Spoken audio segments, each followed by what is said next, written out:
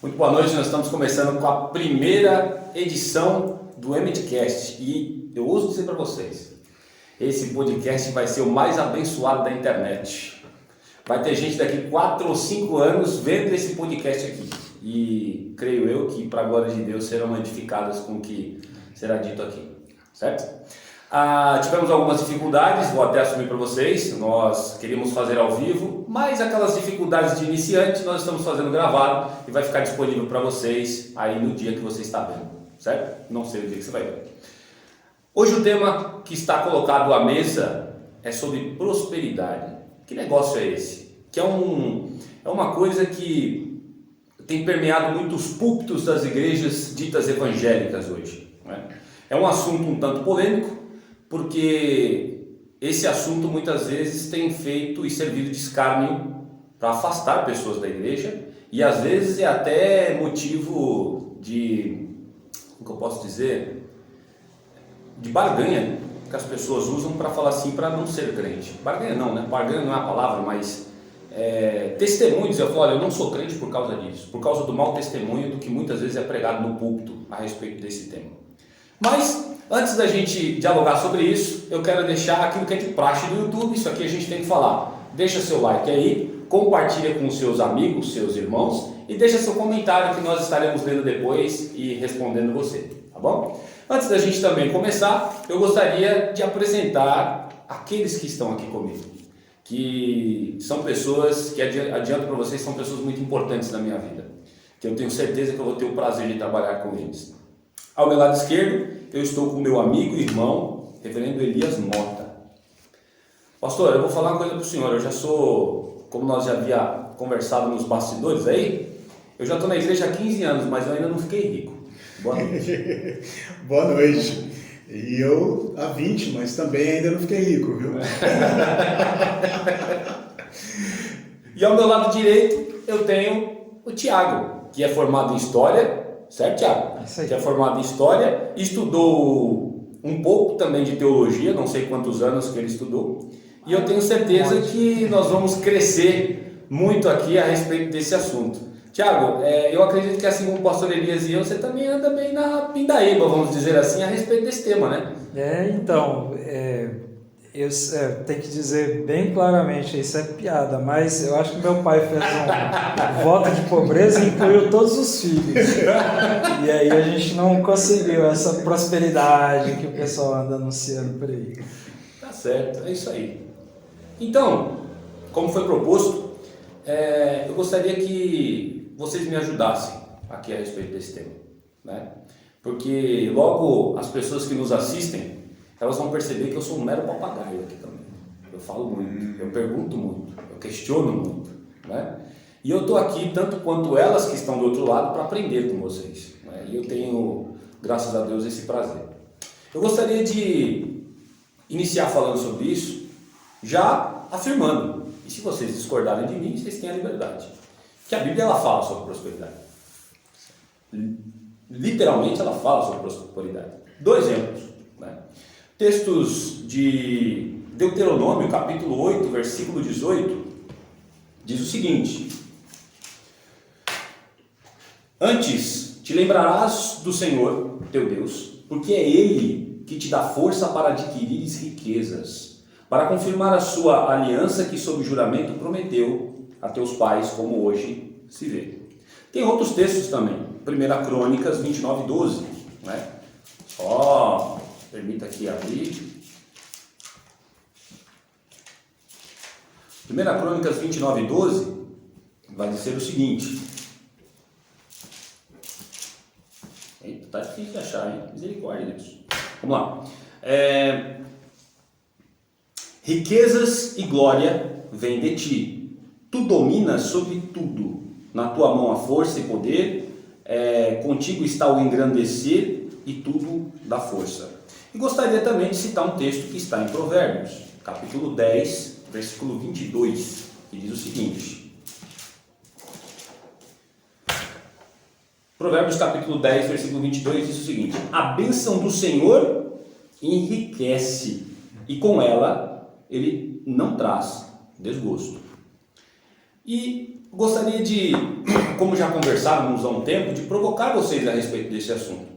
Porque muitas vezes isso pode parecer contraditório. Porque se nós formos parar para olhar os maiores, né, ministros, vamos dizer assim, da palavra, a gente pode citar um monte aqui, mas eu gostaria de especificar 2. Um deles é, na minha visão, o maior teólogo que já existiu, abaixo de Cristo, que é o apóstolo Paulo. E a Bíblia diz que o apóstolo Paulo muitas vezes não tinha nem roupa para se vestir. E o outro também, que eu acho que é o exemplo máximo, é o Senhor Jesus Cristo. Filho de carpinteiro, sendo ele o Deus Todo-Poderoso, o Deus encarnado, foi necessário que ele pedisse emprestado um jumento para poder entrar em Jerusalém. Como é que fica essa história, pastor? Como é que, e Tiago? Porque um momento a Bíblia fala que a bênção do Senhor nos enriquece, mas a gente vê exemplos bíblicos de pessoas, excelentes ministros de Deus, pregadores da palavra, passando por dificuldades, vamos dizer assim, né, em termos atuais financeiras. Eu gostaria que a gente discorresse sobre isso. Fique à vontade. Passou? Uhum. Quando nós olhamos a prosperidade na Bíblia, a gente pensa em prosperidade em si, né? A gente fala assim, ser próspero, sempre está associado à riqueza, né? Quando a gente trata a respeito disso. E a gente precisa pensar na prosperidade, quando Deus fala de prosperar o seu povo, Deus não dá assim a debalde, não dá apenas prosperidade, só para que seja rico. Deus não é o pai milionário que passa a sua herança para o seu filho para apenas ele ser rico. Deus sempre tem um objetivo com a riqueza e com a falta da riqueza também. Então, quando a gente fala em aspectos financeiros, essa prosperidade, ela tem um objetivo abençoador, tanto para aquele que recebe prosperidade, quanto para aquele que não recebe. Porque o propósito de Deus é que haja ali um trabalho em conjunto, né? Aquele que recebeu muito esteja abençoando aquele que não recebeu, e assim haja, né, um ambiente ali nutridor, onde as pessoas têm um suporte financeiro para poder viver. Eu me lembro aqui de um texto bíblico que fala a respeito da riqueza. Na verdade são 2 textos, né? O servo do Senhor, ele pede ao Senhor que ele não dê nem muito, nem pouco para ele. Em Provérbios esse texto, né? Isso, para que ele não venha a roubar e desonrar o nome do Senhor, nem para que ele tenha escassez e venha também a amaldiçoá-lo, né? Nem para que ele tenha muito e se esqueça do Senhor, nem para que ele tenha pouco, venha roubar ou venha fazer um mau testemunho, né? Dar um mau testemunho do nome do Senhor. Então você vê assim a riqueza com um objetivo bem específico. E você tem na Bíblia tanto exemplos de pessoas ricas, servos abençoados, piedosos, como também pessoas que eram servos abençoados, piedosos, mas também pobres, quando a gente fala no aspecto financeiro. E Tiago, pegando esse gancho que o pastor mencionou, que caminho que a gente está seguindo, muitas vezes nas igrejas, assim, de modo geral, né? Porque esse tema sobre prosperidade, ele é muito recorrente nos meios, vamos dizer assim, cristãos, né? Venha para a igreja, aqui tem a campanha do carro próprio, a campanha da casa própria, você me dá tanto que vocês vão receber isso, essa bênção de Deus. Como é que fica essa situação? Mediante isso que o pastor Elias disse, que é necessário que exista tanto o rico quanto o pobre para que a glória de Deus seja manifesta. O que você pode acrescentar com a gente em relação a isso? Olha, para falar a verdade, dos profetas da prosperidade, Silvio Santos, para mim, é o melhor deles, sabe? Esse é bom. Ele oferece... Não é querendo te cortar, às vezes teve um funcionário, eu ouvi essa história aí, que foi pedir, né, para o Silvio Santos um aumento, né? E o Silvio Santos era tão bom, que ele falou, rapaz, eles estão passando uma dificuldade terrível, e ele, além de não dar o aumento pro cara, ele ainda conseguiu vender dois perfumes da Jequiti pro cara. Mas só para seguir, segue o jogo, vai lá. Porque assim, em termos de oferecer para as pessoas exatamente aquilo que elas têm necessidade, né? o Silvio Santos captou bem a mensagem, né? Então ele pergunta, quem quer dinheiro? E joga as notinhas de 5. Eu nem sei se é a de 50 hoje em dia, porque ela não está valendo muito, né? Mas, e tem o peão da casa própria, aquelas coisas, né? Mas então, qual o caminho que a igreja está seguindo? É engraçado que a igreja segue um Silvio Santos pervertido, né? Porque o Silvio Santos não oferece a salvação consociada com isso. Ele só fala do dinheiro, ele só fala da casa própria. Então, o Silvio Santos é o mais honesto dos profetas da prosperidade, né? Já a igreja, infelizmente, o evangelicalismo tendeu para uma coisa estranha, né? Isso começa... todas essas coisas são meio que releituras, né? Acho que mais para frente a gente deve comentar isso aí, do período bíblico, mas como uma teologia, uma abordagem teológica, isso começa depois da crise de 29. Vocês devem lembrar que lá nos Estados Unidos teve aquela crise em 1929, e muita gente caiu em desgraça mesmo, muita pobreza. E aí, nesse período, começa a aparecer os profetas da prosperidade, né? Pessoal que vai começar a falar sobre esse assunto. Foi nesse período que surgiu o livro do Max Weber, a respeito do protestantismo, ou foi mais para frente isso? Não, o Max Weber é um pouquinho antes. Não, foi antes ainda. Do Max Weber, a gente pode até fazer alguns comentários, né? Qual que é a questão? É que a norma da boa retórica vamos posicionar os nossos espectadores, né? Historicamente, aí a gente Por favor, vai entender a situação, né? Então, o que acontece? Vamos começar pela teologia da prosperidade, depois a gente fala sobre se o calvinismo tem alguma culpa nessa história, né? Então tá, o que acontece? Nesse período aí, pós-crise de 29, para você que está nos vendo agora, nesse período muita gente estava em pobreza, especialmente nos Estados Unidos. Percebam um detalhe, teologia da prosperidade, é lógico que existe ela em alguns países ricos, né? O caso dos Estados Unidos é um caso emblemático, porque lá é um país rico, mas tem bastante gente pobre, né? Mas você pode prestar atenção que é uma teologia que impacta mais a vida de pessoas com uma vida financeira bem destruída, né? Então, quando você vê um tipo de teologia que tem um público-alvo, você já pode desconfiar. Né? Porque, assim, é lógico, não estou dizendo que algumas abordagens teológicas não tenham um público-alvo, porque tem, né? Mas a verdade é que quando você destina muito para um público-alvo, você não está pregando o evangelho, porque o evangelho é para todo ser humano, né? Todos têm que ouvir, né? A Bíblia fala, o que Cristo falou é que nós anunciássemos o evangelho a toda criatura. Agora, quando esse pessoal faz um recorte, você já pode desconfiar, né? Então, aí o que a igreja começou a fazer?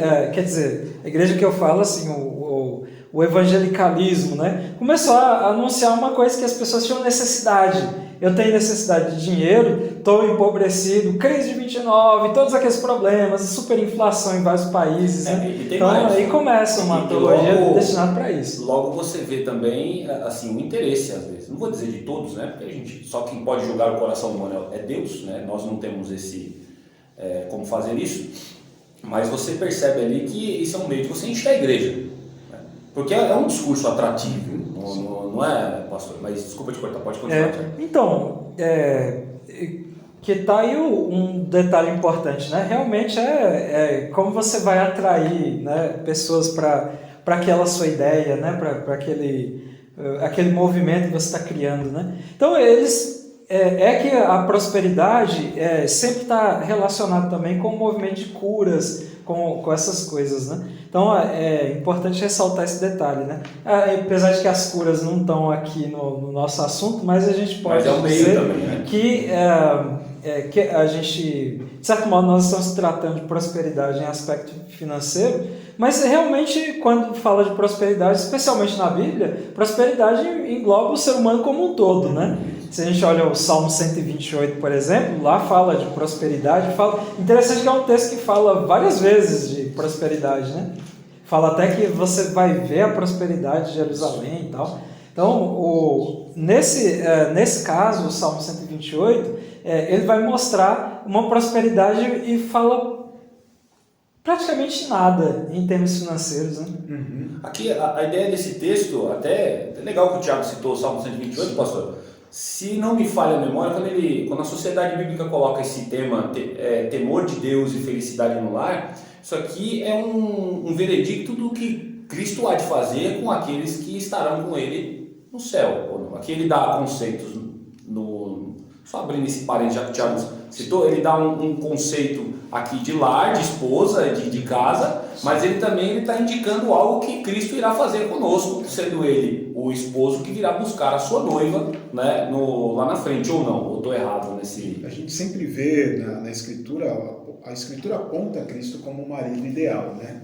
Mas aqui o ponto que o Tiago está levantando é que o texto em si, ele fala desse homem que é feliz de verdade ao temer o caminho do Senhor. Então a gente observa para esse texto aqui, e onde que a gente pode encontrar Cristo aqui?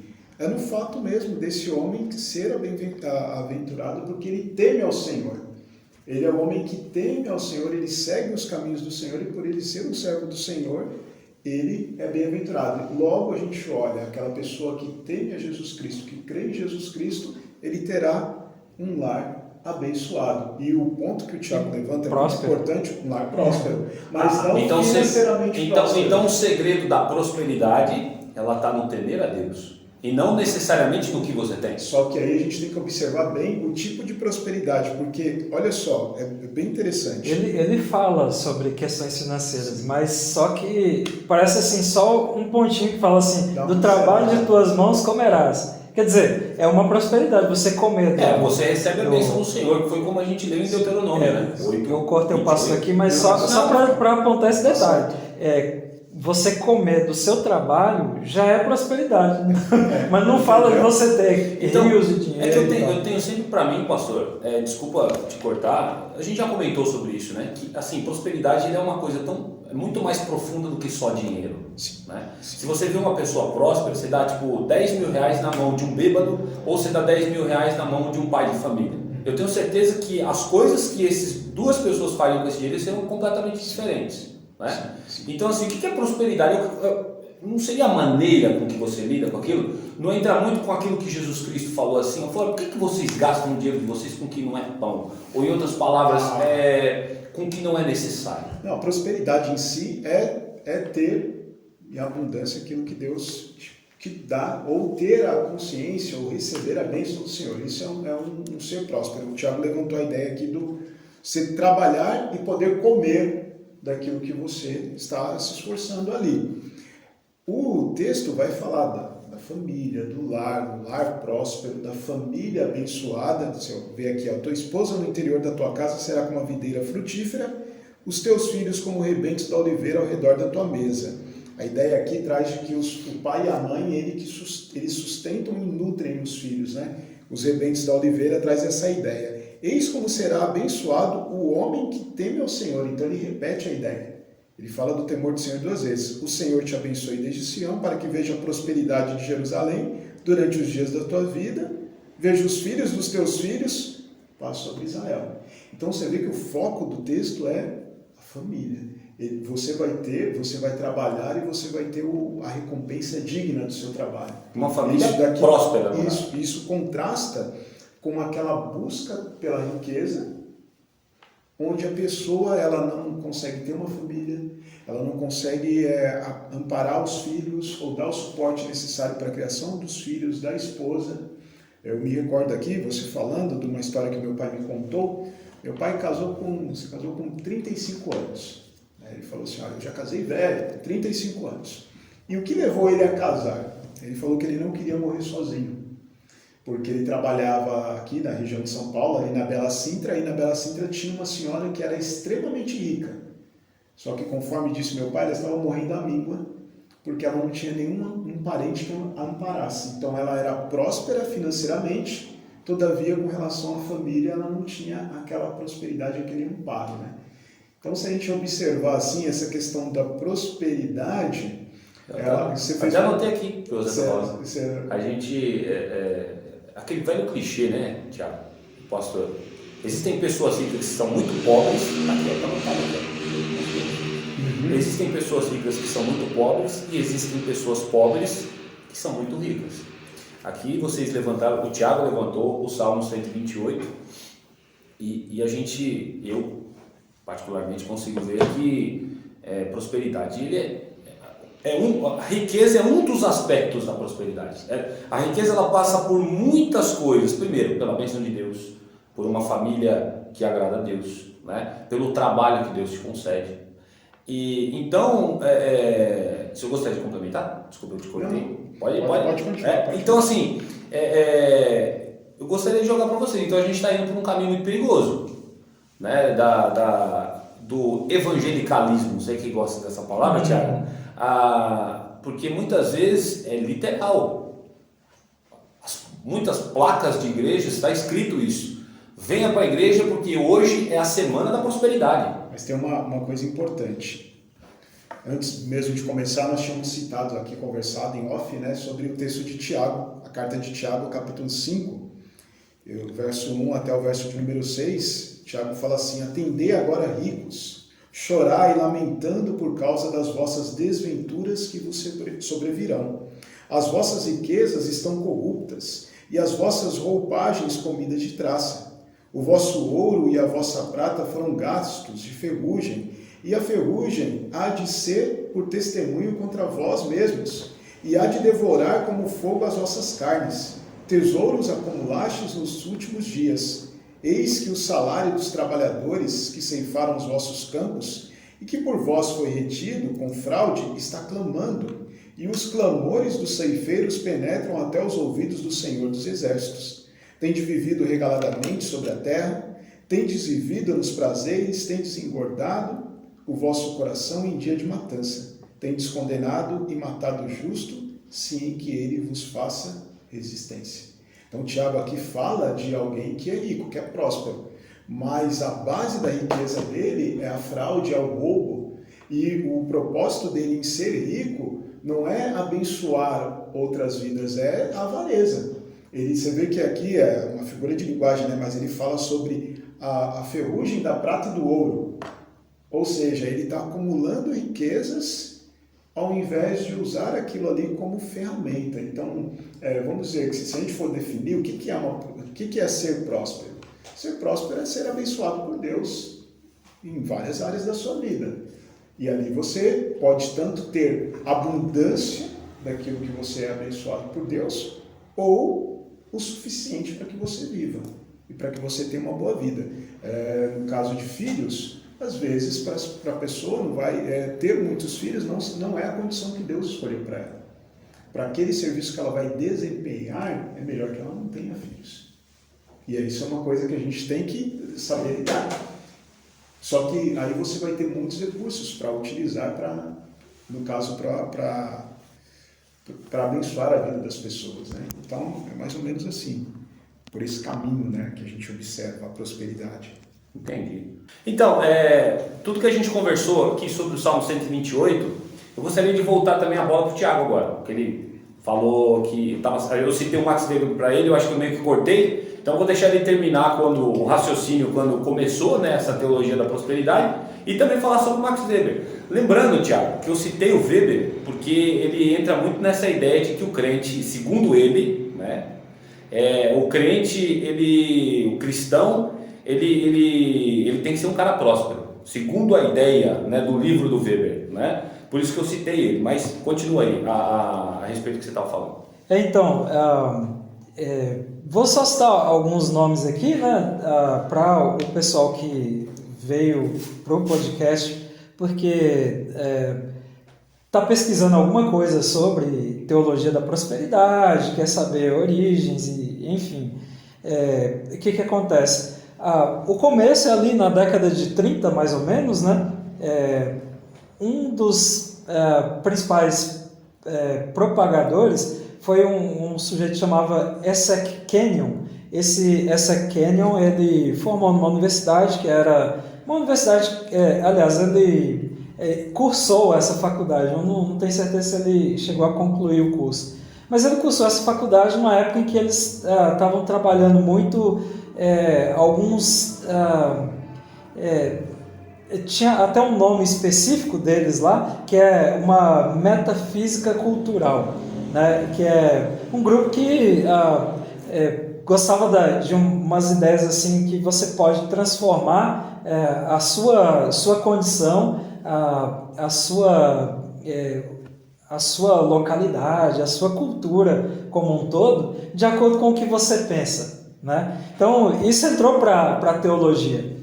A teologia deles tem a ideia da confissão positiva, né? Então, ele até tem uma frase que é clássica, né? Que é: o que eu confesso, eu possuo. Então, aquilo que eu... Faz sentido, né? Aquilo que eu falo... prosperidade, tem que ser rico logo. Aquilo que eu falo, eu posso possuir. Porque qual que é a ideia dele? Ele não tinha uma formação teológica boa. Já para esclarecer, a formação teológica dele era bem fraquinha, né? Mas ele dizia assim: Deus criou esse mundo pela palavra dele, ele chamou à existência as coisas desse mundo, e nós, como somos feitos à imagem de Deus, aí ele tem uma interpretação ruim da questão da imagem de Deus, porque o que ele entendia? Ele entendia assim, que na queda nós perdemos essa imagem, a gente passa a ser da mesma substância, nosso espírito, ele passou a ser da mesma substância do demônio, né? Então nós temos um espírito satânico, né? Quando nós nos convertemos, aí nós somos agora feitos nova criatura, e aí a gente passa a ter como que uma essência divina. Então aquilo que a gente chama a existência passa a existir. Então eu confesso que eu sou bem-sucedido, que eu estou curado, que eu tenho riqueza, então eu possuo essas coisas. Vai muito pela linha do determinismo, né? Isso, agora eu sou rico, agora eu vou ser rico. Acabou de citar um aí, eu determino. Porque na verdade eles comeram desse mesmo prato, né? Vem depois desse Kenyon, vem o Kenneth Hagin. O Hagin, ele é a segunda geração, mas é quem vai divulgar para o mundo inteiro essa ideia, né? E aí chega aqui no Brasil nos anos 70, por aí, com uma denominação em específico, né, que é dona de canal TV, mas não vê ao caso, e que é até patrão de certas pessoas aqui, né? Mas e também vão aparecer outras, né? E o movimento cresce, tem muita gente que se envolve nisso aí. Mas a visão deles é essa visão de que você pode ter todas essas coisas se você confessa elas, se você tem fé nessas coisas. Aí é aquele negócio, é uma fé na fé, né? Você tem que ter fé, que a sua fé tem poder para fazer essas coisas. É daí que vem aquele argumento, né? Porque aí a pessoa vai para a igreja, um exemplo, né, pastor? Vem para a igreja, você faz determinada coisa que Deus vai te dar um carro próprio.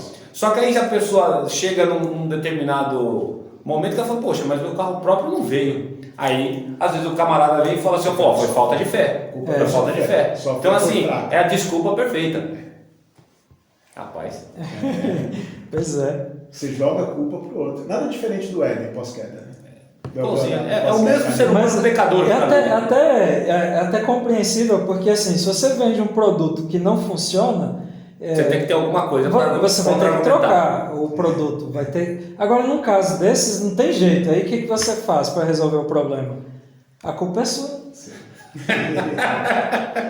Poxa, então a culpa é minha, pastor. Eu estou 15 anos na igreja e não estou rico ainda. Então, agora que eu sou isso. Ou para alguns teólogos da teologia da prosperidade, você escolheu a igreja errada. Eu gostaria de terminar aqui conversando esse assunto com vocês. Vocês têm alguma consideração a respeito disso? Né? Aqui tem muito tema, muita coisa para a gente conversar. Né?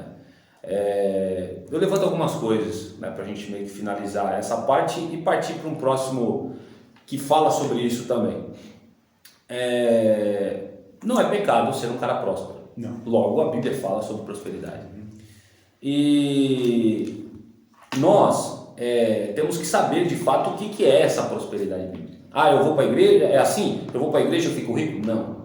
Pode ser que você vá para a igreja e você passe ainda mais lutas. Essa é a verdade, né? E eu citei citei Paulo, citei o próprio Jesus Cristo aqui, que não teve uma vida fácil, não foi, mas a gente pode dizer que Paulo foi um cara próspero ou não? Mesmo não tendo condições, vamos dizer assim, financeiras, porque se a gente for olhar e a gente vê com aquele texto do Salmo 128, que ali ele fala um pouco do aspecto do lar, mas Paulo podia ser pobre, mas a bênção de Deus estava sobre ele. Concordam comigo ou não? Então, ela passa muito por isso daí, eu acredito. Acredito eu. Vocês têm a liberdade para discordar, fiquem à vontade, não fiquem só me ouvindo não, eu sou um papagaio aqui, eu falo bastante, tá? Gostaria de saber, o Thiago vai falar do Weber, né? Deixa que eu encaixo o Weber no outro negócio. Manda aí. Então deixa eu ir aqui. Você falou sobre se é lícito um crente ter essa prosperidade, né? Eu vou citar um exemplo bíblico, né? Que é o Jabes ou Jabes, eu não sei como pronuncia, né? Vamos padronizar como, eu acho que o pessoal popularizou como Jabes, né? É o que eu vejo mais o pessoal falando, né? Mas pode ser Jabes também, não faz diferença. O que foi? Ele está lá em 1 Crônicas, no capítulo 4, quem não conhece a história, né? Porque muita gente vê Crônicas, aquelas listas genealógicas e tal, que não acaba nunca. Então aí acaba não lendo.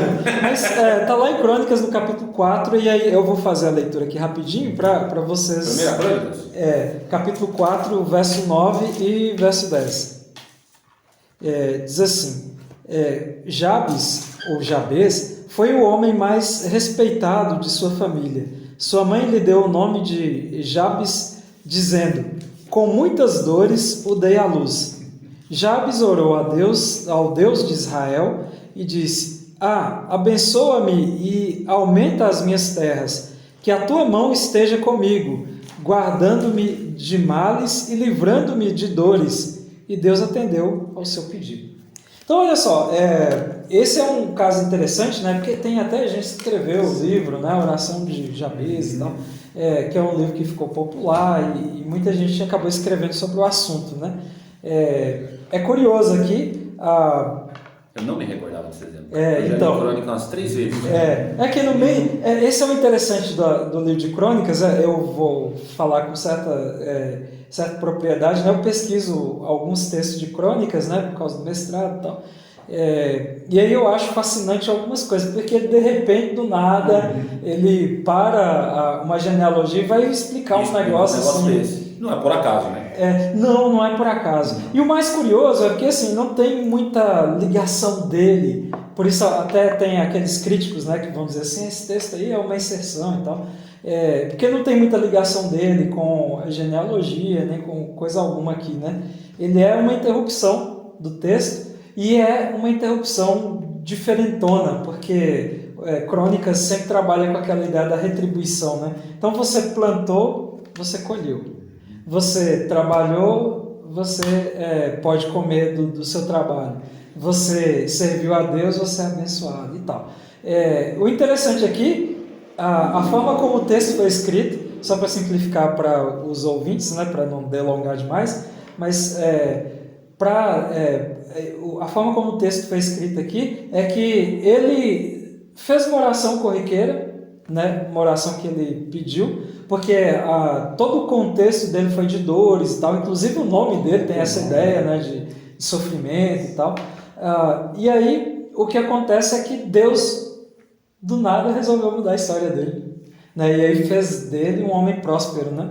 Então, tem algum problema? Não, Deus pode escolher assim, do meio do nada, que o Jabes não era ninguém assim, vamos dizer assim, um príncipe em Israel, não é nada disso. Eu nunca vou esquecer desse Jabes, nunca vou esquecer desse Jabes, pastor. Deus escolheu ele, a gente olha assim, dizendo até acidentalmente, né? Escolheu ele acidentalmente ali, mas foi colocado aí exatamente para mostrar o seguinte, que existe uma certa regularidade, Deus abençoou o trabalho e tudo mais, Mas em certas ocasiões Deus escolhe algumas pessoas Para serem ricas. para terem prosperidade. Não sei dizer assim tão em termos de riqueza, Mas embora ele tenha pedido, né, para largar sua terra, né, como diz. isso. Então assim, Deus às vezes dá para algumas pessoas, talvez para amenizar certas dores, talvez para ter os motivos de Deus, né?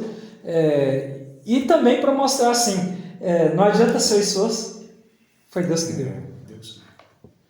É interessante você falando sobre isso, que você vê que a prosperidade, ela não...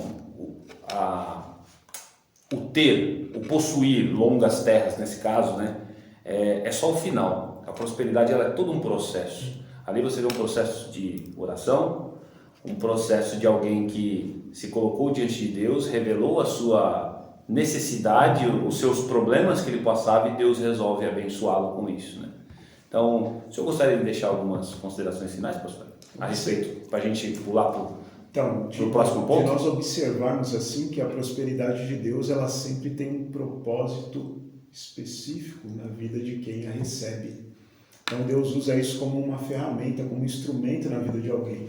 O problema é que muitas vezes, quando nós olhamos no contexto evangélico, o que nós observamos é que as pessoas, elas estão atrás das riquezas para esbanjar consigo mesmo. A ideia de Pedro, né? Próprio, Vocês pedem, mas pedem mal para esbanjar nos teus próprios prazeres, né? Nos próprios prazeres. E aí ele fala que esse coração desejoso de grandes riquezas, ele cria guerras, contendas, divisões. Até um texto, agora, né? A gente vai perceber que essa teologia de prosperidade, ela encontra um terreno fértil em igrejas onde você coloca sobre os ombros dos crentes a responsabilidade de algumas coisas, como, por exemplo, a sua salvação. Então, por aquilo que você faz, você alcança a sua salvação. Então, a pessoa já está acostumada com essa questão da conquista, de ter que conquistar e correr atrás, então a prosperidade é algo que ela vai... É Deus que dá, mas ela vai conquistar de Deus. Então, ela vai determinar, ela vai fazer propósito, ela vai colocar Deus contra a parede, para alcançar aquilo que realmente são promessas bíblicas. Aquela pergunta, né? Como o vaso pode falar para o seu oleiro, por que você não fez assim? Isso, a gente pega e observa que os vasinhos que estão aqui nessa terra, Deus fez cada um com um propósito. Deus fez, no caso aí do texto, ele fala de salvação, mas nós podemos observar que a vida de todos está nas mãos de Deus. E Deus vai usar as nossas vidas para a honra e glória do nome dele. Eu tenho um amigo que ele... conversando comigo, ele disse assim, cara, eu queria que você fosse mais rico. Engraçado isso, né? Tem um amigo, ele falou, eu queria que você fosse mais rico. Uma conversa assim... Geralmente o cara quer riqueza para ele, né? Ele desejar assim, que o outro seja mais rico. eu queria que você fosse mais rico.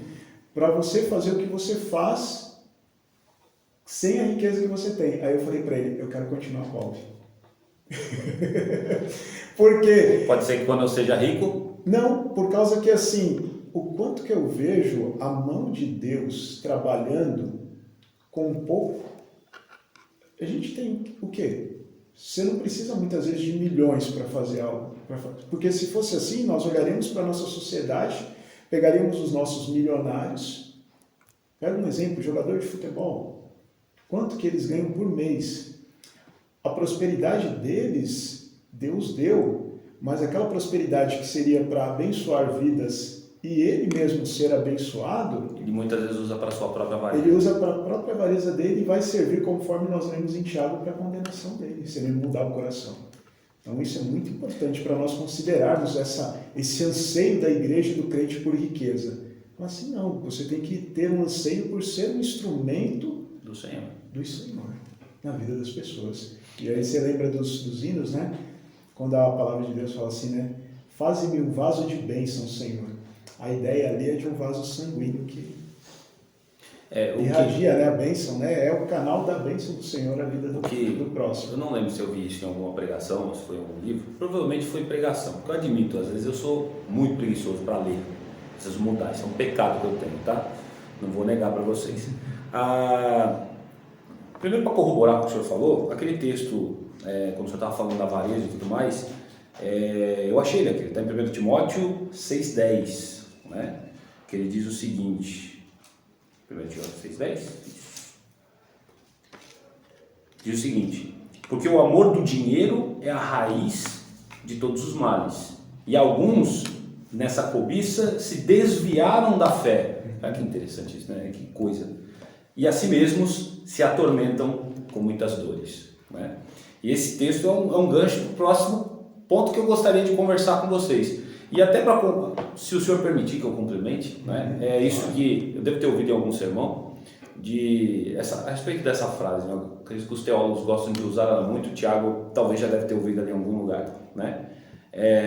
O mistério dos pobres e o ministério dos ricos. O pastor falou de avareza, né? Muitas vezes não, é isso. Acredito que essa é a ideia. Quando o rico ele é abençoado com suas riquezas, ele é abençoado não necessariamente para ele, mas para que ele seja um abençoador de outras pessoas. E nisso, o pobre, sendo abençoado pelo rico, ele irá agradecer a Deus por essa bênção que ele deu. E logo o rico, quando ele se torna um abençoador, ele não se torna avarento para com Deus. Então, assim, esse é um gancho que eu gostaria de puxar para o próximo tema com vocês. E o Tiago não falou do Max Weber. Pois é, mas acho que dá certinho nessa questão, né? Então, vamos lá explicar, né? O Max Weber, ele foi sociólogo, né? Na verdade, um dos que eles chamam dos 3 porquinhos da sociologia, né? Então, você tem o Max Weber, tem o Durkheim e o Marx, né? Então, assim, essa turminha aí são os 3 porquinhos da sociologia. Que quando a gente faz faculdade de história, você é obrigado. Você é obrigado. Eu sei. O Durkheim eu achei legal, e o Max Weber eu sou meio fascinado com a forma como ele produziu e tal, mas sabendo que tem ali alguns problemas. Quais são os problemas, né? Quem não leu o Max Weber, né? Dos nossos espectadores aí que não conhece, né, ele vai fazer uma ligação entre a ética protestante calvinista com o surgimento do capitalismo, né? Então, qual que é a premissa dele? Ele diz assim, que os calvinistas sempre tiveram uma vida austera, uma vida que era mais equilibrada, não é daquela turma, não é da ostentação, né? Os calvinistas clássicos, eles nunca seriam funkeiro da ostentação, né? Então, eles primeiro que a música é absurda, né? E depois também porque tem essa característica, né, da austeridade e tal. Quer dizer, não são pessoas que esbanjavam e tal, eles sempre acumulavam, né? E isso acabou favorecendo o surgimento do capitalismo. Que essa é uma visão um pouco, uma totalização de um aspecto da realidade, para usar a expressão aqui do Doiver, né? O Weber, ele exagera um aspecto da realidade, e o outro problema é que ele pega um calvinismo já deturpado, né? Que era um calvinismo que era praticado pelo pessoal pós-revolução industrial, durante a Revolução Industrial, e que já era pervertido, né? Porque já tinha passado coisa de 200 anos desde o surgimento do calvinismo, né? Então já era uma modificação. E o grande problema é o seguinte, que se você pega, por exemplo, Benjamin Franklin, o Franklin é um personagem interessante da história americana, e ele era dessa linhagem já pervertida, do calvinismo totalmente errado, e ele cunhou aquela frase bem conhecida, tempo é dinheiro, porque para o Franklin a questão era você produzir mais dinheiro, né? Então tudo tinha que produzir dinheiro, inclusive o tempo, né? Time is money. Então o grande problema do Weber foi dizer o seguinte, que na teologia calvinista, ou pelo menos o que a gente entende do que o Weber quis dizer, né? Na teologia calvinista existe uma certa ligação entre essa prosperidade e o ser cristão. E o calvinismo que aquela pessoa seguia. Depois, mais tarde, isso é profanado também pelos leitores do Weber, que aí os leitores dele vão pensar assim, olha, para todo o protestante calvinista, se você é crente, você tem que ter prosperidade, tem que ter riqueza e tal. As igrejas que são tradicionalmente calvinistas, né, elas têm até aquela... inclusive no Facebook, talvez vocês conhecem, né? Tem o presbiteriano pobre, né? Calvinista de plantão, olha aqui fazendo jabá pros caras. Porque o presbiteriano pobre é o quê? É um negócio que é fora do comum, não pode, né? O cara tem que ser rico. Presbiteriano pobre. Então, nós aqui acho que nós somos... Eu nunca tinha olhado essa página por essa ótica. O presbiteriano pobre, por quê? Agora eu estou entendendo. Pois é, não era para existir. Mas então, voltando à questão do texto bíblico, né? Porque a gente está nesse problema, né? Dessa correlação. É interessante uma coisa, Jesus Cristo, quando ele fala assim, depois desse encontro lá do jovem rico e tal, ele vai falar que é mais difícil para um rico entrar no reino dos céus do que eu passar uma corda, né, um camelo pelo buraco da agulha. A corda é outra história, né? Isso é heresia. Mas que acontece? O que os discípulos falam depois para Jesus? Então é impossível para o homem ser salvo. Por que eles falam isso? Eles eram tudo pobre. Por que eles falaram isso? Não era para eles falarem, eles deviam falar assim, beleza, nós estamos salvos agora. Por que eles não falaram isso? Porque o rico, né? Porque, qual que era a questão lá? Na cultura judaica, a prosperidade financeira, para você ver, já era uma teologia da prosperidade, sim. Né? A prosperidade financeira era um indício de que aquela pessoa era salva. Então, eles estavam na expectativa de que Cristo fosse o rei sobre Israel, tirasse eles da opressão lá dos romanos e que voltasse a ser próspero, que nem no tempo de Salomão, né? Que o pessoal tropeçava em pedra de ouro, né? O texto de Crônicas fala assim. Sim, né? sim. Então, ele fala até da taça, né? De Salomão. Pois a taça de ouro, uma coisa assim, não? Ou eu tô falando besteira aqui? Eu acho que tô falando besteira. Acho que tô falando besteira. Mas enfim, o detalhe é o seguinte aqui, a gente está quase já concluindo aqui, mas a questão é a seguinte, aquele pessoal, eles achavam que só seria abençoado se fosse rico. Aí eles falam para Jesus, então nenhum de nós aqui pode ser salvo. Se é difícil para o rico, então para o pobre pior ainda. Mais ainda. Aí Jesus vai falar assim, o que é impossível para os homens é possível para Deus. Então ele estava dizendo o seguinte, olha, questão financeira não é o detalhe. Lógico que a gente tem que olhar isso como uma balança, né? Eu sei que alguns de vocês vão pensar que Cristo escolheu os pobres, né? Que tem aqueles vários textos, né? Que fala de Jesus abençoando os pobres, né? Que bem-aventurados os pobres de espírito. Então sempre tem aquele negócio do pobre, né? Que ele escolheu pescadores, pessoas simples, né? Mas Zaqueu era rico. Ele adquiriu de forma ilícita. Os ricos são exceções, né? Tem gente que vai pensar isso. Não é essa a ideia. Todos nós diante de Deus, indiferente das nossas condições financeiras, todos nós somos dependentes. Somos iguais. E aí a questão é que essa prosperidade, ela tanto você receber bênçãos financeiras, pode ser um benefício para você, como também pode ser até um castigo. Né? Então a gente tem que colocar isso em mente. Legal. Interessante isso que vocês trouxeram aqui. Aprendi um pouco mais. Bom, a gente falou agora aqui um contexto geral sobre prosperidade, né? Que a gente vê que esse é um assunto que é muito polêmico, infelizmente tem desviado muitas pessoas, né? Pessoas que até são cristãs, né? Posso dizer assim. Um assunto muito perigoso, mas a gente também aprendeu que prosperidade é bíblica. Prosperidade é uma coisa que é a bênção de Deus sobre as nossas vidas, Ele abençoa o nosso trabalho, nossa família, e assim a gente cresce. Aqui o Tiago trouxe um exemplo lá de Crônicas do Jabes. Eu não vou esquecer de jeito nenhum do Jabes, mas a respeito disso. Mas tem uma coisa... Fazer a oração dele, né? Vou fazer a oração dele quando chegar em casa. O perdão esse pecador que está aqui. Aqui no Fontales, o pessoal aqui no Flor de Mais, terreno pequenininho, né? A pessoa pediu para largar.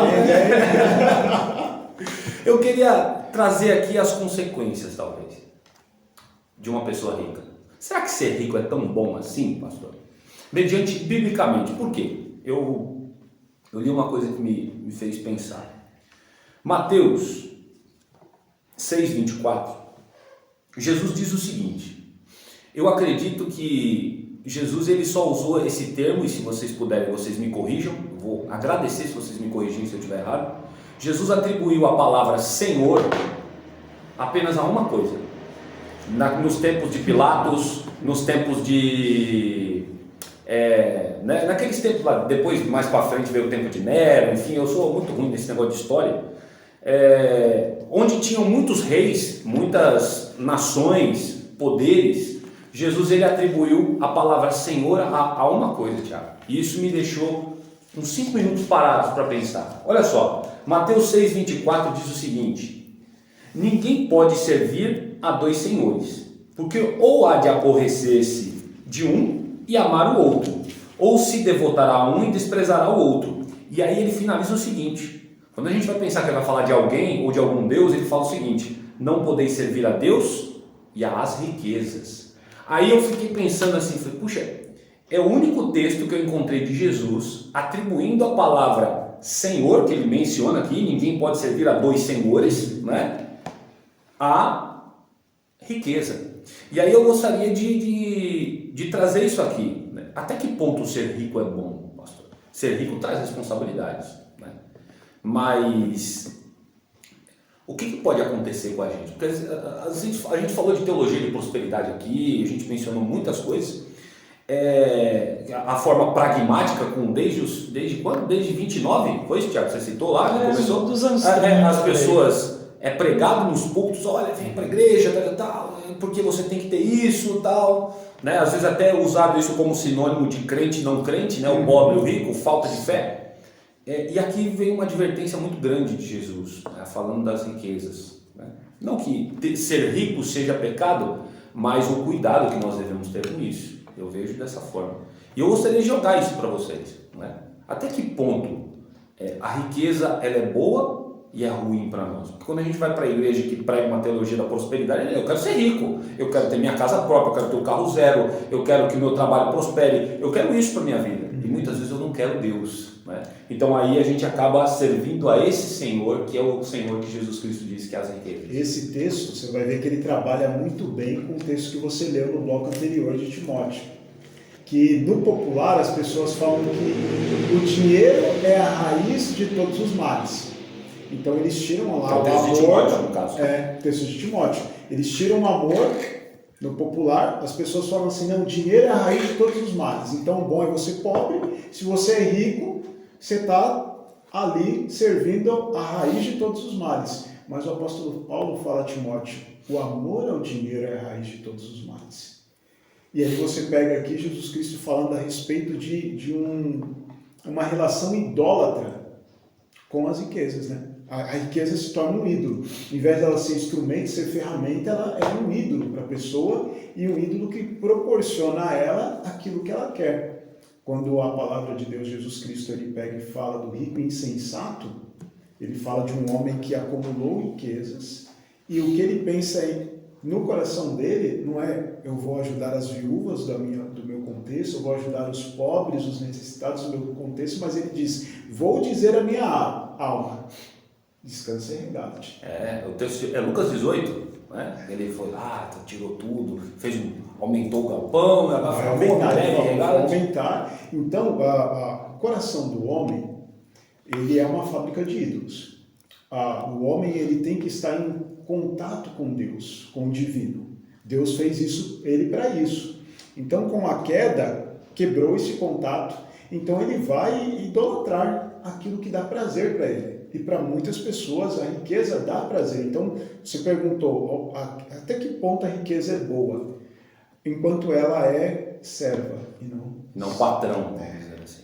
Então, enquanto ela é um servo e não um senhor, a riqueza ela é uma ferramenta, ela é boa. Por isso que Paulo vai dizer, o amor ao dinheiro é a raiz de todos os males. Fazendo aqui uma relação um pouco anacrônica com respeito a isso, de Timóteo, pensa só, Timóteo era um jovem pastor. Pastor de igreja séria, ele sabe que ele vai receber ali o seu pagamento para ele exercer a sua função. Até recomendo para o nosso ouvinte, o telespectador, assistir o filme do William Wilberforce.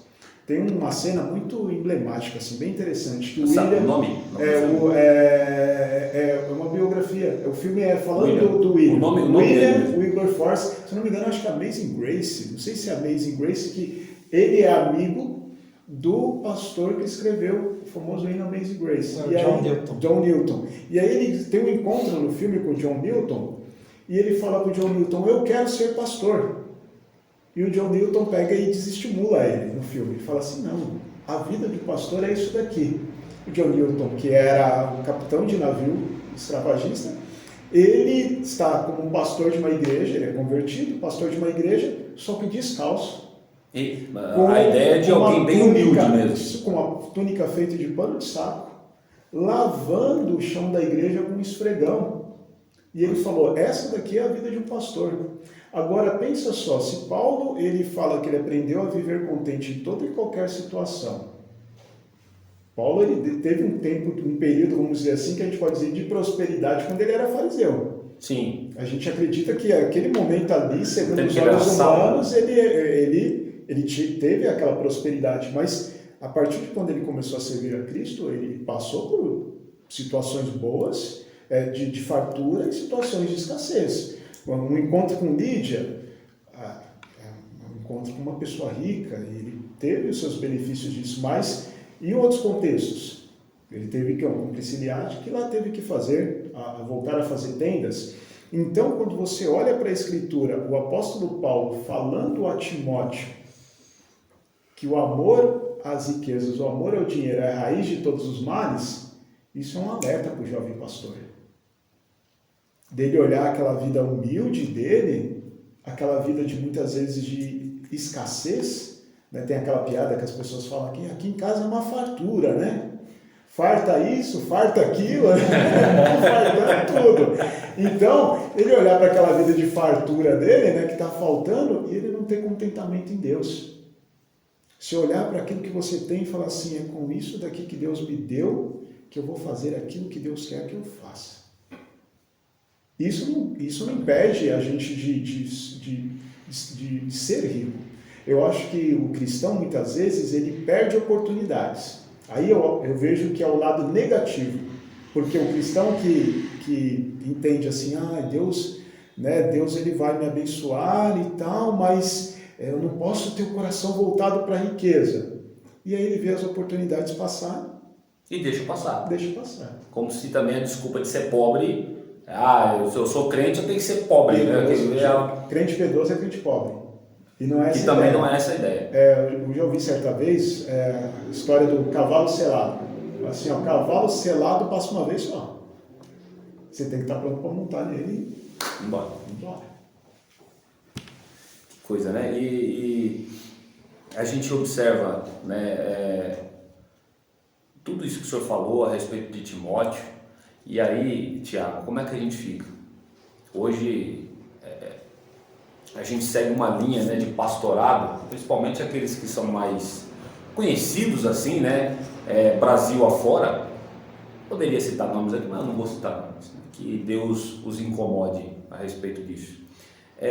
Pastores ficando extremamente ricos, né, com suas igrejas, e fizeram das suas igrejas não um lugar onde... um templo de adoração a Deus, né?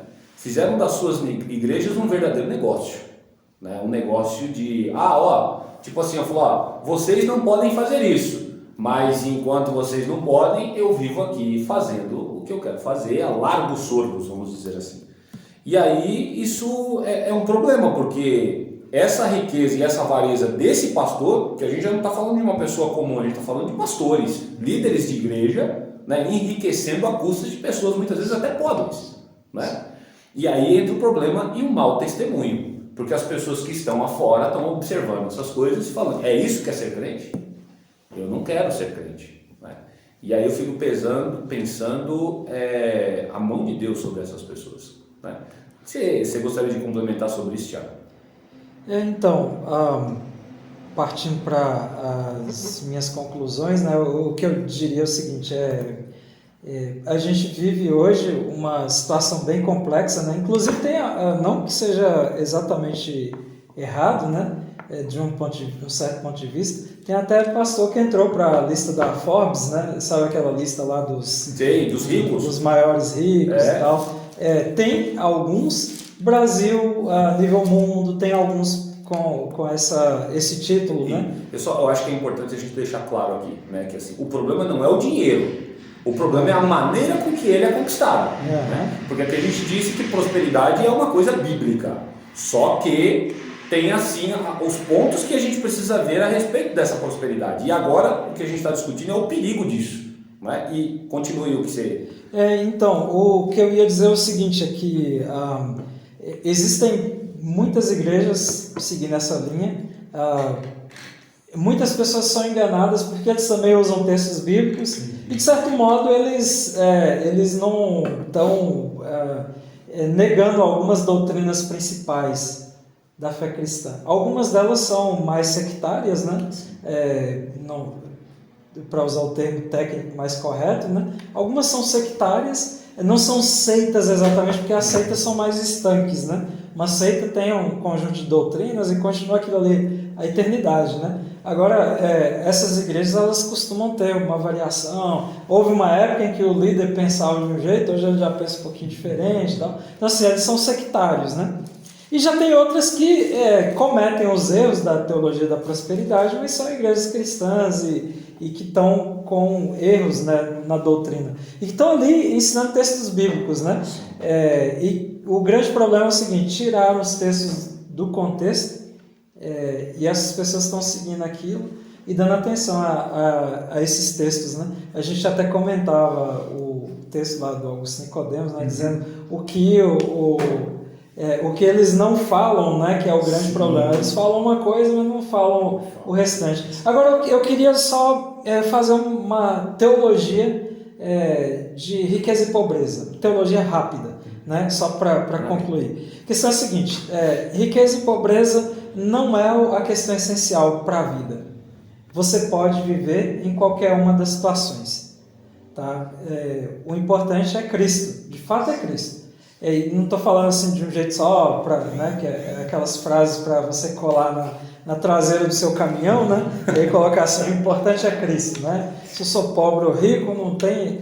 Mas vou dar alguns exemplos, né, que a gente tem até da Bíblia mesmo. Né? Nós temos lá o rico e Lázaro, embora o rico tivesse todas as prosperidades e tal, mas ele não vai estar na glória, né? Quem está lá é Lázaro. Nós temos o caso diferente, né? Que a gente até comentou, né? Zaqueu, por exemplo, é um caso de uma pessoa que pelo menos até quando ele conheceu a Cristo ele tinha bastante dinheiro. Depois a gente não sabe dizer, porque ele disse que ia restituir quem ele tinha defraudado e tal. Pode ser que ele acabou indo para a pobreza, né? Mas, tem várias situações assim. Riqueza não é tudo. Se a gente olhar, por exemplo, Elizabeth I, ela falou assim: todos os meus bens por mais um momento de vida, quando ela estava na beira da morte. Então, quer dizer, ela dava tudo que ela tinha para poder viver mais um pouquinho. Então, não significava nada, a riqueza não podia adquirir isso. É aquela verdadeira ideia de quando Jesus falava de amontoar tesouros, né? Olha, vocês ficam aí amontoando, não amontoem para vós tesouros onde a traça pode corroer, onde o ladrão pode roubar, né? Acumulais para vós tesouros dos céus, onde a traça não corrói e o ladrão não rouba, né? Que esse final de tudo, isso é o importante. E a ideia dessa teologia da prosperidade, que muitas vezes é pregada em muitos púlpitos por aí, esse é o perigo, né? Leva as pessoas a amarem mais as coisas terrenas do que as coisas que são divinas de Deus. Né? Desculpa te cortar de novo. Não, a única coisa que eu queria destacar é o seguinte: é que estando pobre ou rico, que nem o pastor falou, todas as situações elas concorrem para o bem daqueles que amam a Deus, né? Então, assim, você estando pobre, a verdade é o seguinte: Deus é um Deus às vezes do avesso. Não é que ele é do contra, né?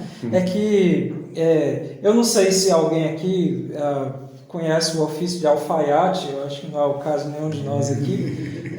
Mas tem uma coisa que eu gosto de fazer que vocês também devem gostar. A gente gosta de abrir para ver o que tem dentro. Então, Deus faz a mesma coisa. Aí eu vou emprestar um exemplo da física, né?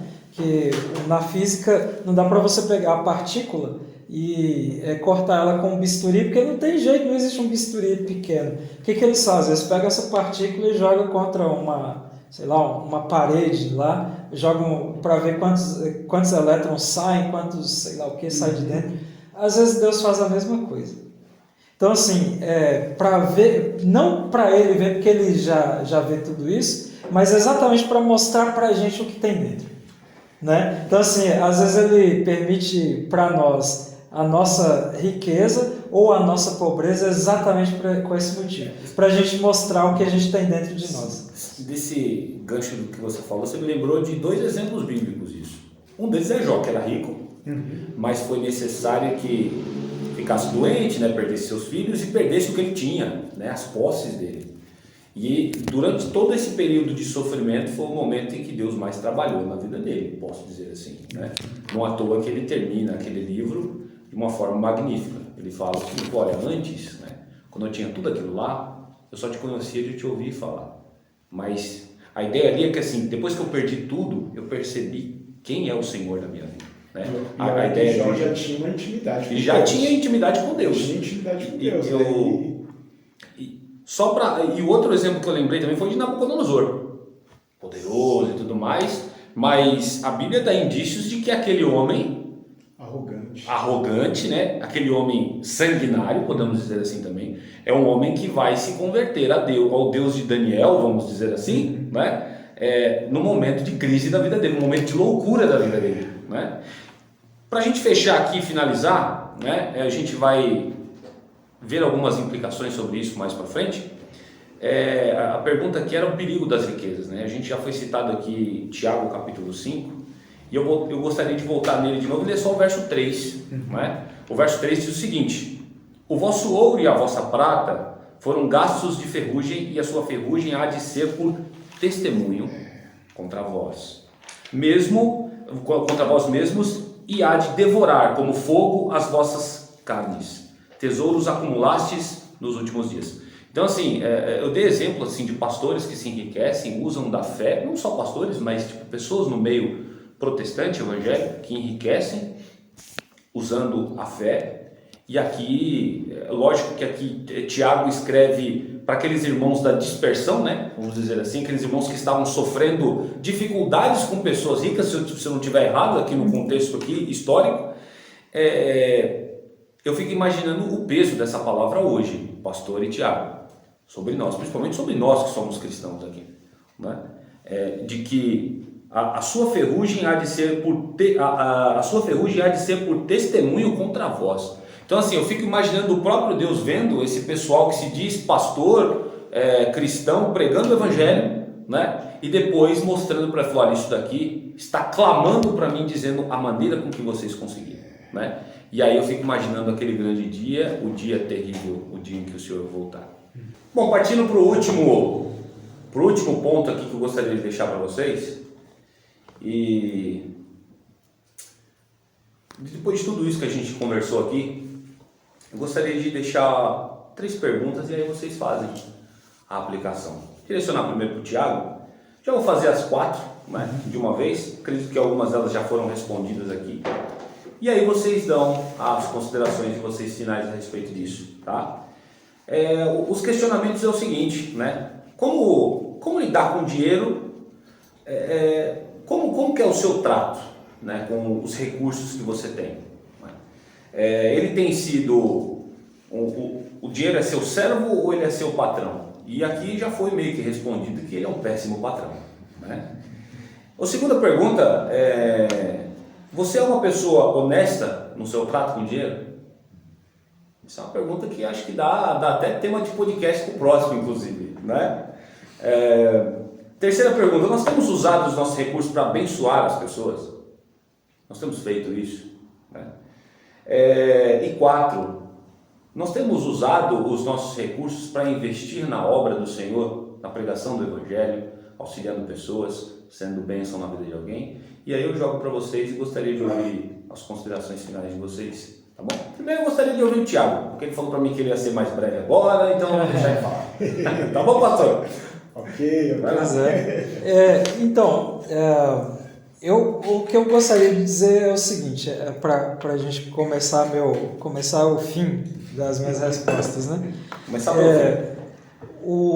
É lícito você pedir para Deus essas coisas financeiras também, como a prosperidade em não geral. É pecado, né? né? Não é pecado de jeito nenhum. A gente viu o caso de Jabez lá, que o próprio Deus ouviu a oração dele e atendeu, né? E na verdade, tem muita gente que às vezes pensa que é uma coisa assim, material demais, né? Que é uma coisa assim, muito desse mundo, não é uma coisa espiritual, que você pedir para Deus esse tipo de coisa. Mas é interessante que o próprio Jesus, quando faz aquela oração modelo, né, ele mesmo coloca lá, o pão nosso de cada dia nos dá hoje. Mas ela também tem uma lição, porque você não está pedindo assim, excesso, você está pedindo o pão de hoje, do seu dia. Então, assim, não é... E na verdade, a própria Bíblia demonstra muitas vezes... Esse é um detalhe que é interessante no texto bíblico, porque, assim, quando fala assim, nós vamos viver por fé, às vezes a gente limita a questão da fé, porque a própria Bíblia dá essa ideia para a fé, mais amplo do que somente você vive por fé naquela obra que Cristo realizou lá no passado, né? Parece que o texto bíblico indica que você vive constantemente confiante no Deus que fez e que faz aquelas obras. Que no final das contas é o nosso grande dever, né? Isso é uma coisa constante. Tanto a gente comentava isso dias atrás, né? Sobre Levítico, que tem o ano lá o ano do descanso, Levítico 25, desculpa. Mas tem um texto específico. O texto de Levítico 25, ele vai mostrar lá sobre o ano do descanso e tem o ano do jubileu lá. O ano do descanso era a cada 7 anos, você parava o 7º ano, você não plantava e só colhia o que eventualmente a terra produzisse, né? Eu falo sempre que esse é um exemplo claríssimo de como Deus pode proteger uma nação, porque não existe nenhuma nação no mundo que conseguiu sustentar seu povo durante um ano inteiro sem produção agrícola. Era uma dádiva, literalmente, de Deus. E o ano do jubileu, que aparentemente na Bíblia não fala, parece que nunca cumpriram do modo correto, né? Então você tinha perdão das dívidas, quem estava devendo perdoava as dívidas e retornava a posse das terras era uma reforma agrária ao contrário, né? Retornava a posse das terras para as famílias originais, né? Então, em outras palavras, era o quê? Era Deus falando assim, não adianta o esforço de vocês, essa terra só vai ser abençoada com a minha mão ajudando. E eu vou provar para vocês. Como eu vou provar? Eu vou provar dando para a terra um ano de descanso, sem vocês plantarem nada, e vou sustentar uma nação inteirinha durante isso. Quer dizer, a minha aplicação é o seguinte, nós temos que confiar em Deus. Aí, se Ele vai dar dinheiro para a gente, ou vai negar o dinheiro, isso aí já é uma questão de Deus, e a gente só pode receber, né? Se nós recebemos o bem de Deus, também vamos receber aquilo que Ele enviar, que seja ruim para nós, né? Porque ele faz esse tipo de escolha dependendo da vontade dele. Mas o certo nós podemos pedir para Deus. Podemos pedir e devemos pedir, que o próprio Jesus ensinou. Vamos fazer a nossa oração e pedir ao Senhor o pão nosso de cada dia. E aí, só para concluir, né, você fez essas perguntas do uso do dinheiro e tudo mais. A Bíblia dá vários exemplos de como você usar seu dinheiro. Mas aqui eu não é muito a minha praia, assim, a questão da prática, né? Mas eu vou dar uns exemplos práticos, né? Primeira coisa, o aspecto de ser honesto é isso mesmo, é você ser honesto, pagar suas contas, se esforçar, porque eu sei que todos nós temos dificuldades e pode ser que a gente passe por um momento de... No pergunto do honesto, porque assim, aparentemente o cara é honesto, mas às vezes ele só nega imposto, Sim, pois é. Não emite uma nota fiscal, sabe? Isso rola muito no Brasil, né? Infelizmente. Então, é interessante isso, você comentando isso. Essa semana eu tive que emitir uma nota fiscal, né, da minha empresa, e o interessante é que, por algumas questões lá do tipo de CNPJ que eu tenho, eu tive que pagar um imposto maior, né? Mas não tem jeito, né? A Bíblia mesmo, e aí tá o ponto que eu ia falar, dá a César o que é de César. Né? Então, esse é o não seu tem. Não, acho que você não poderia ter dado exemplo melhor do que esse. Não tem para onde correr. Mesmo que seja meio que assim, um imposto assim, talvez, aí acaba o pessoal discutir, talvez um imposto até meio imoral, se está na lei você tem que cumprir. Tem que cumprir. E a última coisa que eu ia colocar é o seguinte, como você usa bem aqueles recursos que você tem. Uma das coisas, é lógico, os administradores vão ensinar para você aqueles métodos, né, para você talvez até ter recursos melhores e tudo mais, né. O que eu vou dizer é o seguinte, nós temos que ter sim cuidados previdenciários, né, ou seja, você tem que ter cuidado para o dia de amanhã, a gente não sabe e tal. Mas não podemos nos ater somente a isso. Eu não estou querendo dizer para você gastar o dinheiro todo que você tem como se não houvesse amanhã. Mas a ideia é a seguinte, é você empenhar esse dinheiro da melhor maneira possível, ainda que você não tenha certezas do futuro, mas empenhar ele com coisas que podem ser úteis para você e para o próximo. Então, trocando em miúdos, seria dizer o seguinte, você recebeu o dinheiro, aí você fica falando assim, será que eu compro alguma coisa para comer ou eu guardo esse dinheiro? Não, come, não fica nessas coisas assim, guardar dinheiro, juntar e tal, porque Deus deu exatamente para que a gente aproveitasse dessas coisas que nós temos nessa vida, né? Estou dizendo para você gastar com insensatez, mas é para você utilizar. Se você recebeu, seu patrão te deu, vamos dizer que você ganhou R$10 hoje a mais, R$10 a mais não dá para quase nada, mas dá para você comprar ovo. Infelizmente, né? Você compra um pente de ovos e come aquele negócio, porque assim, Deus deu exatamente com esse objetivo. Não fica pensando assim, eu vou juntar. Lógico, não pode ser imprevidente e você tem que juntar um pouquinho de dinheiro. Tem um equilíbrio entre as coisas, né? Mas a ideia é que, ao invés de a gente ficar muito preso no futuro, né, sendo aquele futurólogo, e né, às vezes esquece o presente, né? A gente aproveitar da melhor maneira possível, sem desperdiçar e sem cometer esses equívocos, né, de esbanjar, de ser consumista, mas você aproveitar da melhor maneira possível, porque o próprio Deus está nos ensinando que é o pão nosso de cada dia. Você falando esse texto aí, eu me lembrei aqui de um dos mandamentos de Deus que está lá em Deuteronômio, né? A ideia do pão nosso de cada dia, que a gente necessita daquilo, tem as leis aqui, de caráter humanitário, né? A sociedade Bíblica colocou. Deuteronômio 24, 14 e 15. Aqui ele vai dar um trato, tanto do cara que é o dono de uma empresa, né? E para o trabalhador.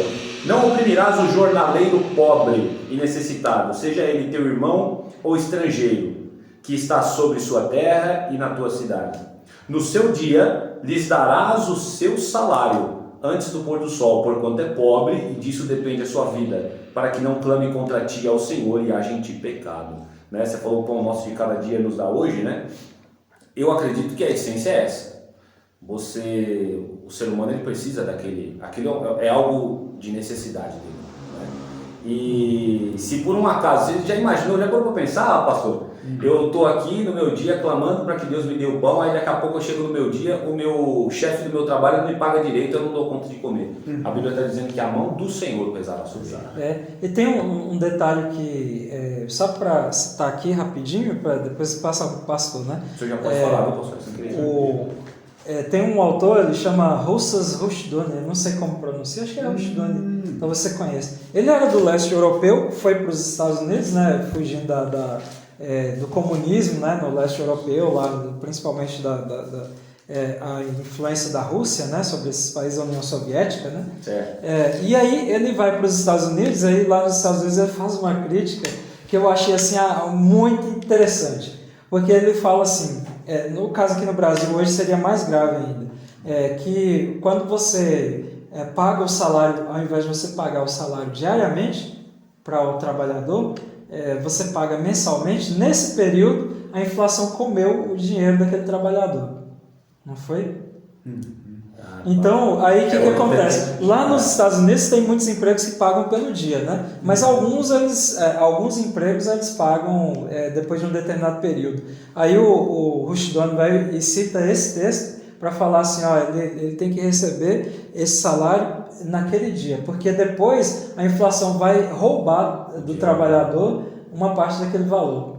Mesmo que seja pequena, mas é uma parte. Então, isso aí é uma coisa importante. Os empresários aí, pensem, é lógico, a gente sabe que tem questões dos arranjos, né, do pagamento, da folha de pagamento e tudo mais, mas pensa bastante nessa questão de inflação para o seu funcionário. Eu sei que isso pesa nas contas de uma empresa, mas o empresário cristão tem que pensar, antes de tudo, em ser bom para o seu empregado também. Eu queria levantar até uma bola que a gente passa, mas não vou fazer isso não, para não estragar o nosso assunto aqui. Deixar de lado. Pastor, agora eu fiquei curioso, né? Então vai ficar uma próxima. É que ele falou do tema de inflação, às vezes, mas deixa para a próxima. Pastor, suas considerações. Vamos lá. Quer repetir as perguntas? Sim, as perguntas é o seguinte. Como lidar com o dinheiro? Ele tem sido, de fato, o seu chefe ou o seu servo? E aqui já meio que já foi respondido, bem claro que ele é um péssimo patrão, vamos dizer assim. A segunda pergunta é o seguinte: você é uma pessoa honesta no seu trato com o dinheiro? E eu acho que o exemplo que o Thiago deu sobre isso também foi fantástico. Sim, né? A terceira, nós temos usado os nossos recursos para abençoar pessoas? Isso eu acho que é uma coisa que nós, muitas vezes cristãos, temos falhado bastante. Né? E a quarta, você usa o seu dinheiro de uma forma que você invista no reino e na proclamação da palavra do Senhor Jesus?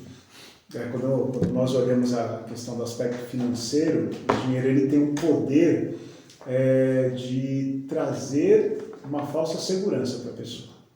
Então, você fala assim, eu vou guardar esse dinheiro para uma necessidade. E aí você vai ver se aquilo se tornou um ídolo ou não, se a necessidade chegar e você não encostar naquele dinheiro ali. Então, conforme eu já havia falado aqui para vocês, eu ouvi certa vez assim, que dinheiro não aceita desaforo. Você tem que saber como lidar com ele. Ele é um objeto, mas se você não souber lidar, ele não aceita desaforo. Você vai sofrer as consequências do mau uso ou do uso que você fizer desse dinheiro para o bem ou para o mal. Então, quando nós falamos a respeito de trabalhar bem com o dinheiro, o Thiago colocou bem a questão da honestidade também, né? Você vai ver, às vezes, evangélicos tentando alguma saída para economizar, mas é uma saída injusta. Certa vez eu vi uma pessoa que, provavelmente aquela pessoa ali, ela sonegava imposto. Ele recebia o salário fixo e recebia boa parte do dinheiro por fora. Só que aquele dinheiro que ele recebia por fora, ele colocava na conta da esposa.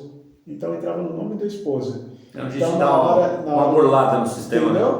Então é a mesma coisa, quando você recebe um salário, você recebe o seu salário mais a primeira parcela do 13º. Aí você vê o tamanho da mordida que dá ali. A ideia que a gente deu aqui, Tiago 5,3, né? Que aquilo servirá de testemunho contra você um dia. Então são essas fraudes. E quando nós falamos a respeito do uso do dinheiro para beneficiar tanto cristãos quanto não cristãos, a igreja, eu vejo que ela falha porque assim, a gente pensa muito na questão do uso do dízimo. O uso do dízimo ele é colocado para manutenção da igreja. Então, todo o serviço da igreja vem ali do uso do dízimo. A igreja paga contas também, né? Isso. Tem a compra do pastor, tem as contas, tem os impostos que nós pagamos. Tem muitas vezes os serviços sociais que a igreja presta. No caso, a manutenção, área de limpeza, trocar uma lâmpada. Então, tudo isso vem com o aspecto do dízimo. Só que a igreja, se nós observássemos bem o nosso papel como cristãos, eu posso ter um carro que é um pouco menos luxuoso do que o que eu tenho. Todavia, aquilo que eu tenho ali, se eu juntar com mais pessoas, eu posso beneficiar uma determinada família para que ela chegue ao mesmo patamar, talvez. Então, se a gente olhar a igreja na história, a igreja reformada, ela sempre teve o propósito de abençoar vidas e trabalhar pessoas. Então, você vê pessoas, eu mesmo, minha família é um exemplo disso. Minha família é uma família de origem humilde, só que, todavia, quando nós entramos na igreja, a igreja fez um papel fundamental e ainda faz na nossa vida como desenvolvimento do material humano ali. Então, somos em 5 filhos. Meu pai tinha o sonho de que os 5 fizessem faculdade e ele recebeu o seguinte conselho: coloca o seu filho para ser pacoteiro no supermercado, porque filho de pobre não pode estudar de manhã. Meu pai falava assim: você vai estudar de manhã porque de manhã você vai aprender mais. E com todos os filhos foi assim. E ele não quis fazer isso. Ele falou: não, meu filho vai trabalhar comigo, a gente vai ter um pouco, mas nós vamos ter um pouco na mesa. E com isso, os meus filhos vão fazer faculdade. Então, resumindo, eu fiz o seminário da Igreja Presbiteriana. Tenho 2 irmãs que fizeram faculdades diferentes. Uma fez FATEC, a outra fez a Faculdade de São Camilo, de Nutrição. Mas eu tenho 2 maquinzistas na família. Conseguiram bolsa de 100%. Então, quando a gente olha a igreja de maneira mais ampla, e a gente observar o nosso papel social, tanto com relação aos que estão dentro da igreja quanto os que estão fora, muitas vezes a gente pensa só na questão de formação de cristãos. Mas imagine o impacto daquela pessoa que teve contato com o cristianismo, embora ela não se converteu, não era propósito do Senhor para a vida daquela pessoa, mas ela trouxe aqueles valores. Então você olha, a gente sai do aspecto financeiro para olhar com relação ao mundo em que nós vivemos, os valores cristãos ali na vida daquelas pessoas. Então você pega o seu dinheiro como cristão, você fala: eu dou o dízimo, eu já fiz o que eu deveria fazer. E aí você olha assim e fala assim: tem gente que nem faz. Nem isso muitas vezes faz. Mas você fala: eu já fiz. Mas olhar de um aspecto maior e falar assim: eu posso abençoar a vida das pessoas de outra forma. E aí nós conversamos aqui o aspecto de, nessa pandemia, nós privilegiarmos, e eu acho que mesmo depois da pandemia, prata da casa. O irmão trabalha com isso, o outro trabalha com isso daqui, todos profissionais liberais. E como que eu posso fazer para consumir o produto desse irmão? Se ele faz algo bem feito, se é honesto. Tem igrejas que eles colocam murais com os cartões dos profissionais da igreja, para que fique tudo ali. Então veja que a gente amplia, né, a questão da prosperidade. A gente pega e atinge várias... A gente vai poder colocar o nosso cartão de podcasters, né? Já pensou? Fica à vontade, se você quiser patrocinar a gente aqui, estamos abertos a patrocínio, inclusive. Se abençoar... Eu acho que semana que vem nós vamos ter Delícias da Tati patrocinando a gente. Então, a gente já teve um patrocínio hoje para o lanche, né? Semana que vem eu garanto que nós teremos aí o primeiro patrocínio de uma empresa aí que está chegando no mercado. Delícias da Tati. Que legal. Então, nós vamos consumir com certeza os doces que a Tati fizer, claro, com certeza. É isso. É isso. Pastor, e o diálogo aqui foi muito bom. Acredito que foi enriquecedor. O assunto ele tem pano para manga para a gente ficar aqui horas e horas. Mas esse vídeo já está ficando muito longo e eu gostaria de encerrar esse tema que a gente está falando aqui sobre prosperidade com um versículo bíblico que está lá em Provérbios. E tem um detalhe, uma particularidade da minha vida aqui. Quando eu começar a ler a Bíblia com meu filho, se Deus assim permitir que eu tenha, o primeiro livro que eu quero ler com ele é Provérbios, que eu acho que esse é um dos livros mais didáticos que tem para você lidar com o seu dia a dia, no trato de filhos com pais, pais com filhos, né? Esposa, como lidar com o seu dinheiro, enfim. Está lá em Provérbios 22, 1, diz o seguinte: mais vale o bom nome do que as muitas riquezas, e o ser estimado é melhor do que a prata e o ouro. Que a gente possa procurar a igreja, Tiago e pastor, não para ter aquilo que Deus pode nos dar, a prosperidade. A gente já viu que isso é lícito, nós podemos pedir a Deus e Ele, no seu plano soberano e na sua vontade, vai dizer para nós se Ele vai dar ou não vai dar. Mas aqui nós vemos que o mais importante de tudo isso é o testemunho que você dá, o seu bom nome. Quem é você, né? Apesar do que você tem ou deixa de ter. Como há pessoas muito ricas, né, como foi citado aqui, que são muito pobres. Mas há pessoas pobres que são muito ricas, que são ricas de fato da graça que vem dos céus. Dessa maneira, nós vamos nos despedindo de você aqui. Já deixar de praxe, deixa o seu joinha, é de graça, não precisa pagar nada. Deixa seu joinha, compartilha com seus amigos e com seus irmãos, né? Que vocês já ajudam o canal da gente, o nosso podcast, a crescer e trazer mais o enriquecimento da palavra de Deus para todos que puderem assistir. Que Deus abençoe a todos vocês e até a próxima edição.